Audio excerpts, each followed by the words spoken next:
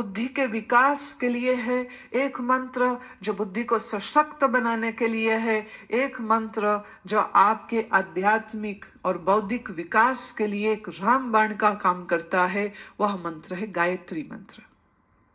बहुत लोगों ने गायत्री की मूर्ति बनाई, एक देवी बनाई और कहा इस देवी का ये मंत्र है। ये बड़ी बचकानी सी बात है, इसमें कोई भी सत्य नहीं है।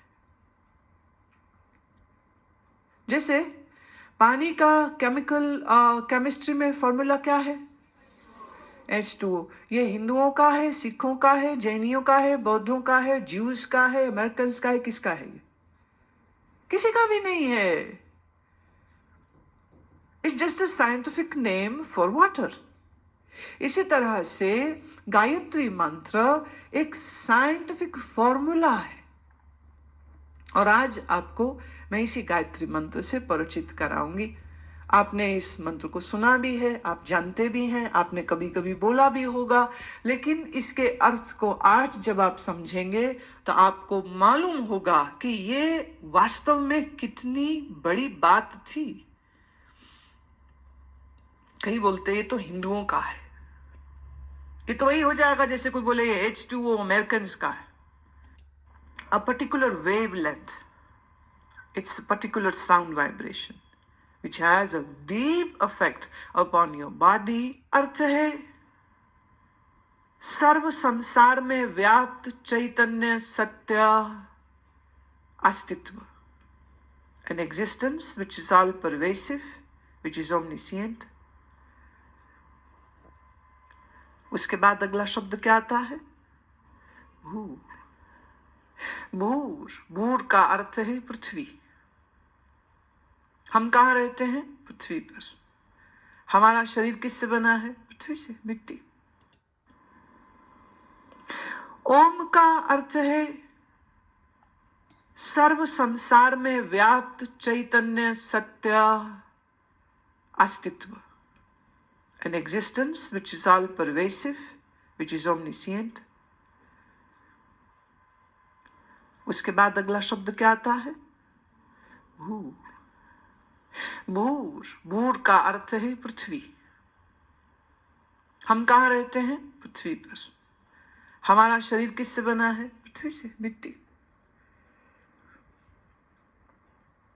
भूर भुवा। भुवा का अर्थ, ये जितना तुम अपने आसपास संसार देख रहे हो, स्वः।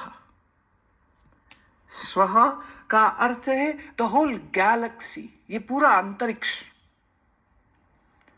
जिस आकाशीय गंगा में हमारा सूर्य और हमारी धरती है, ऐसी कितनी ही आकाशीय गंगा है। तत्व माने एग्जिस्टेंस, तत्व माने सार। इस पृथ्वी, इन ग्रहों नक्षत्रों और इस सभी आकाशीय गंगा के मूल में, आधार में एक ही तत्व है। जैसे इस समय बस इस हॉल में बैठे हुए हम सब एक ही वायु से श्वास ले रहे, तुम्हारी मेरी इसकी उसकी अलग नहीं है। एक ही ऑक्सीजन हमारे फेफड़ों में जा रही है, और हम सब के द्वारा छोड़ी गई कार्बन डाइऑक्साइड भी इसी हॉल में है। आप ये नहीं कह सकते ऊंच नीच भेदभाव, इसमें कुछ मतलब नहीं है। एक ही सूर्य जैसे रोशनी देता है, एक ही पृथ्वी पर जैसे हम रहते हैं।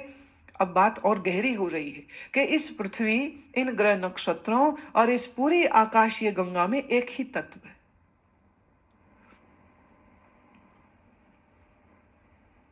सवितुर्वरेण्यम, वह परम शक्ति वरेण्यम। वरेण्यम वर्ण करने योग्य है।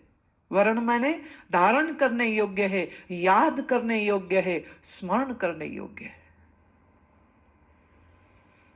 भर्गो देवस्य, यह तत्व देव स्वरूप है और चराचर जगत में व्याप्त है।